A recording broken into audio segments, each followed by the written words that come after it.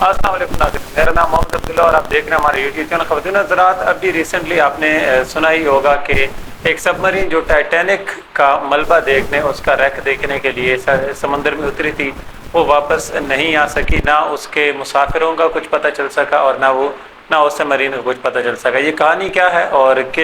کون لوگ تھے جو اس سب مرین میں شامل تھے اور اس کے ساتھ کیا ہوا ہے، اس کے بارے میں ہم ساری کہانی بتاتے ہیں۔ تو سب سے پہلے یہ ایک ٹائٹینک جو کہ 1912 میں، یعنی آج سے کچھ 100 سال سے بھی زیادہ پہلے ایک سمندر اٹلانٹک اوشین میں ڈوبا تھا، غرق ہوا تھا، اس کا ملبہ دیکھنے، اس کو ایک ایڈونچر کے طور پہ ایکسپلور کرنے اور وزٹ کرنے کے لیے 5 لوگوں کا ایک کرو، 5 ممبرز کا کرو یا گروپ جو تھا، وہ ایک سب میرین میں ایک 21 فیٹ لانگ ایک سب میرین میں بیٹھ کے اس سمندر میں اترا جس میں اٹلانٹک کا ملبہ ہے، اس چیز کو دیکھنے کے لیے کہ وہ وہاں سے اس کو ایکسپلور کرنے کے لیے بھی، اور ساتھ ہی ساتھ اس پہ سائنٹیفک کوئی بھی اگر ریسرچ میں وہ کام آ سکتا ہے تو اس کے لیے بھی۔ اس سب میرین کو بنانے والے کون تھے اور اس میں کون بیٹھے تھے؟ سب سے پہلے تو آپ دیکھیں کہ یہ جو اٹلانٹک اوشین ہے دنیا کا سب سے بڑا اوشین ہے اور یہ خطرناک ترین سمندروں میں سے ایک بھی ہے، کیونکہ سردیوں کے موسم میں خاص طور پہ یہاں پہ آئس برگز ٹائپ کے ایلیمنٹس بھی ہوتے ہیں، اور دوسرا جو دنیا کی گہری ترین جگہ ہے سمندر میں، میریانا ٹرینچ، یہ بھی اسی سمندر کے اندر ہے۔ اٹلانٹک اوشین میں اگر یا کسی بھی سمندر میں اگر آپ یا انسان نیچے ڈائیو کرتا ہے تو ایک خاص لمٹ سے نیچے اگر آپ جاتے ہیں تو واٹر پریشر اس حد تک بڑھ جاتا ہے کہ اگر کوئی شپ ہو، کوئی سب میرین ہو یا کوئی انسان ہو تو اس واٹر پریشر کی وجہ سے، اس کے جو سراؤنڈنگ کا پریشر، اس کی وجہ سے وہ امپلوڈ کر سکتا ہے۔ امپلوڈ کرنے کا کیا مطلب ہے کہ جب کوئی چیز پہ آپ اتنا زیادہ پریشر لگائیں باہر سے کہ وہ اندر کی طرف کرش ہو جائے، یعنی اگر انسان اس میں جائے گا تو آپ کا جو اسکل ہے اس کا سائز چھوٹا ہونا شروع ہو جائے گا، آپ کی جو بونز ہیں وہ کرش ہونا شروع ہو جائیں گی just because of the pressure, the water pressure from the surroundings. تو اسی سارے معاملے کو مد نظر رکھتے ہوئے اوشین گیٹ نامی ایک کمپنی ہے، برطانوی کمپنی، اس کمپنی نے ایک سب میرین تیار کی تھی جس کا نام ٹائٹن سب میرین رکھا گیا تھا۔ اس ٹائٹن سب میرین کے بنانے والوں کا یہ دعویٰ تھا کہ یہ کاربن فائبر سے کیونکہ بنائی گئی ہے تو یہ 3800 میٹر یعنی 3800 میٹر یا ایٹ لیسٹ 4 کلومیٹر تک یہ نیچے جا سکتا ہے اور واٹر پریشر کو ریزسٹ کر سکتا ہے یا اس دباؤ کو برداشت کر سکتا ہے، اور اس میں اس کو کچھ بھی نہیں ہوگا۔ تو ایزیلی بآسانی یہ جو لوگ ہیں جو جا رہے ہیں سمندر میں ٹائٹینک کا وزٹ کرنے یا اس ملبے کو دیکھنے، ایکسپلور کرنے، آسانی سے بتا سکتے ہیں۔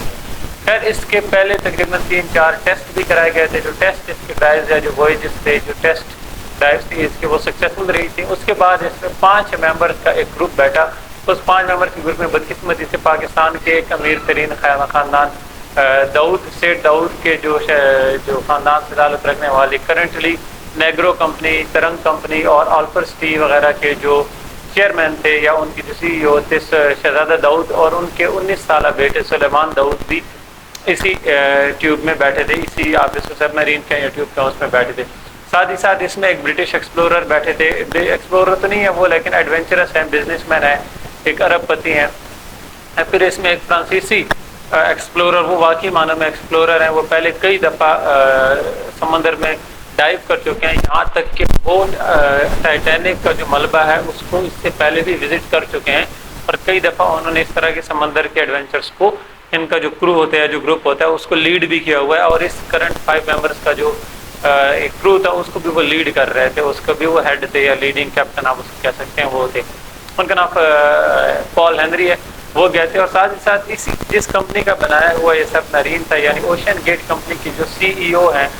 وہ بھی اسٹارکن رش، وہ بھی اسی شپ میں یا اسی سب میرین میں بیٹھے ہوئے تھے، اور بتایا جاتا ہے کہ سنڈے کو یہ اتارے گی سمندر میں، اور اس کے ایک آپ نان سیریسنس کہیں یا ان کی آپ کم عقلی کہیں یا کچھ بھی کہیں، یا آپ یہ بھی کہہ سکتے ہیں کہ انجانے میں ان سے ہو گیا، لیکن اس سب میرین کو کنٹرول کرنے کا جو سسٹم تھا وہ اس حد تک ناقص تھا کہ اس کو جو گیمز والی جو جوائسٹک ہوتی ہے اس سے کنٹرول کیا جا رہا تھا۔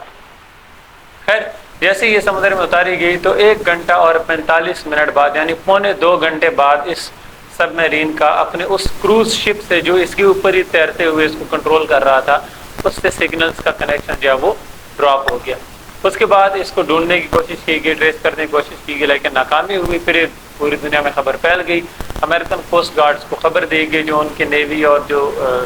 باقی فورسز ہیں ان کو خبر دی گئی کہ اس کو ریسکیو کی، کے ڈھونڈنے کی وہ کوشش کی جائے. اس سب مرین میں جو آکسیجن تھی اویلیبل وہ صرف 96 آورس کے لیے تھی،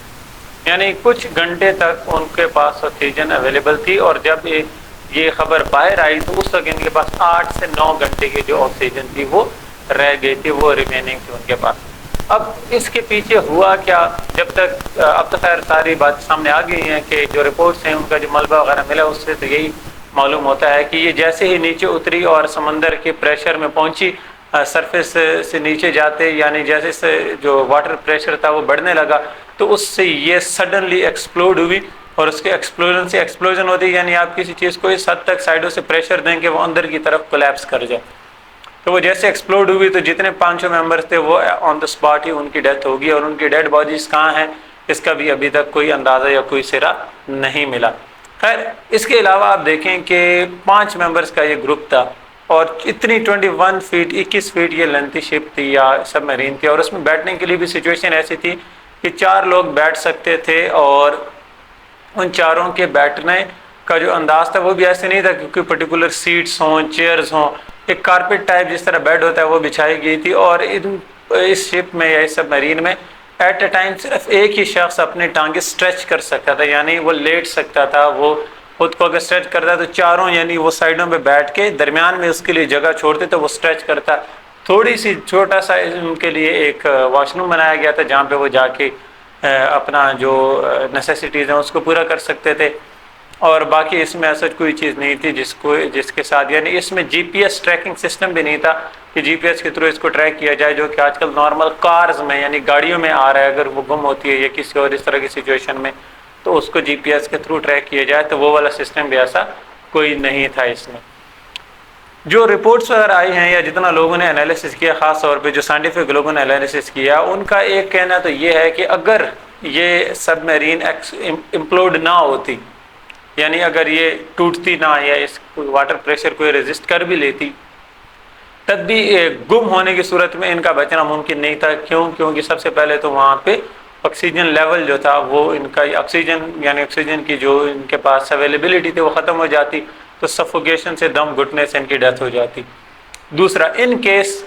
کہ ان کے پاس آکسیجن لیول بھی ہوتا اور یہ گم ہو جاتے تب بھی یہ نہیں بچ سکتے، تو اس کی وجہ یہ ہے کہ خوراک ختم ہو جاتی. اگر خوراک بھی ختم نہ ہوتی تیسری صورت، تو چوتھی جو سچویشن بتائی جاتی جو کہ زیادہ ڈینجرس ہے وہ یہ ہے کہ کیونکہ ایک کلوزڈ ویسل تھا،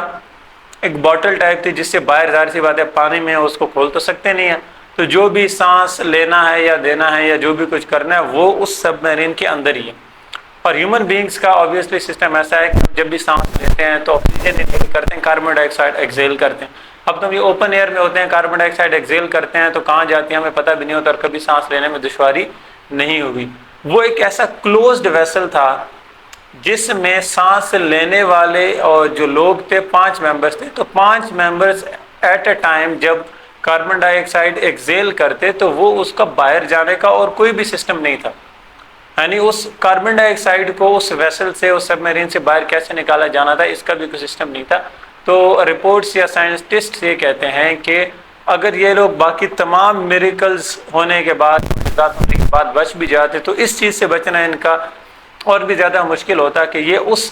increasing level of carbon dioxide سے کیسے بچتے جو ان کے جسم سے باہر آتی اور اس سب میرین میں پھیل جاتی. تو یعنی یہ ایک ایسا ڈیتھ ٹریپ تھا، ایک ایسا جال تھا، ایک ایسی سوسائڈ ایڈونچر تھا جس کو ان لوگوں نے $250,000 یعنی $2.5 لاکھ پے کر کے ٹکٹ دے کے 5 ممبرز نے اس سب میرین کا جو ٹکٹ ہے وہ خریدا اور اس سفر پہ جانے کی تیاری کی. تو آپ کہہ سکتے ہیں کہ یہ پیسے دے کے خودکشی کرنے والی بات ہے کہ انہوں نے خودکشی کرنے کی کوشش کی اور وہ بھی پیسے دے کے. اور بدقسمتی ان کے ساتھ یہ ہوئی کہ باقی سارے معاملات تو نہیں ہوئے، ان کا جو پہلا مسئلہ تھا وہی ان